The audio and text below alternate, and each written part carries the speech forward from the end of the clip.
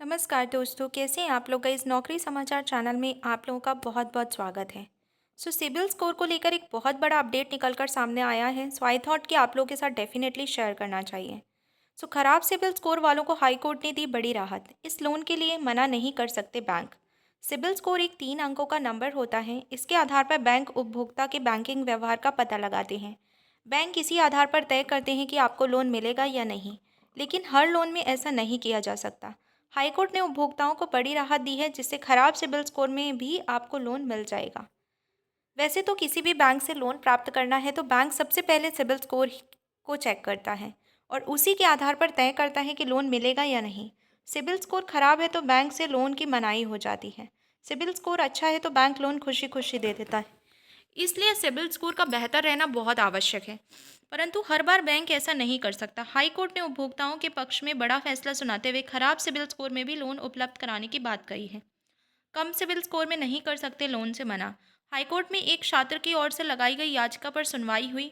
इस याचिका पर हाईकोर्ट ने स्पष्ट किया कि कम सिबिल स्कोर होने पर लोन देने से मना नहीं किया जा सकता है। ऐसे लोन में सिबिल स्कोर को लोन का आधार नहीं बनाया जा सकता है। इस लोन पर कही हाईकोर्ट ने यह बात। छात्रों को सिबिल स्कोर कम न होने पर बैंक से एजुकेशन लोन नहीं मिलता है, तो इस पर अब केरल हाईकोर्ट ने एक अहम टिप्पणी की है।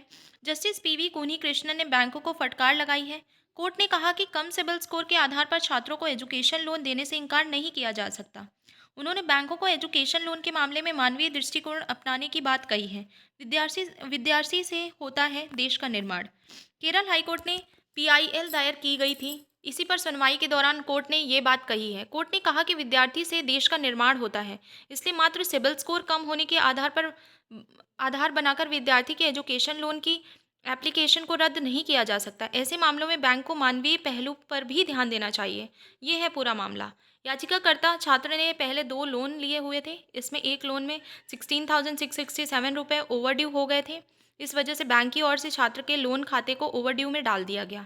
इससे छात्र के सिबिल स्कोर पर भी बुरा असर पड़ा। ऐसे में बाद में बैंक में लोन के लिए अप्लाई करने पर उसे कम सिबिल स्कोर की वजह से एजुकेशन लोन नहीं मिल रहा था। भविष्य में क्षमता को बनाए आधार। जब लोन नहीं मिला तो छात्र ने हाई कोर्ट में याचिका दायर की।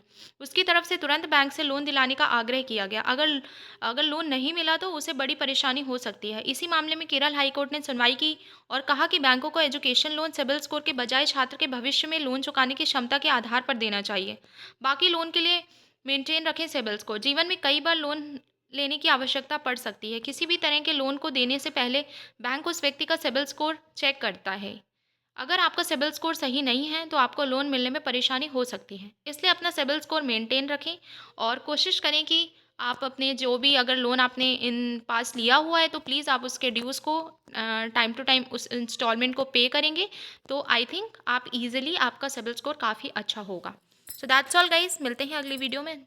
जय हिंद, जय भारत। ऐसी और टिप्स के लिए आप लोग चैनल को डेफिनेटली सब्सक्राइब ज़रूर कीजिएगा।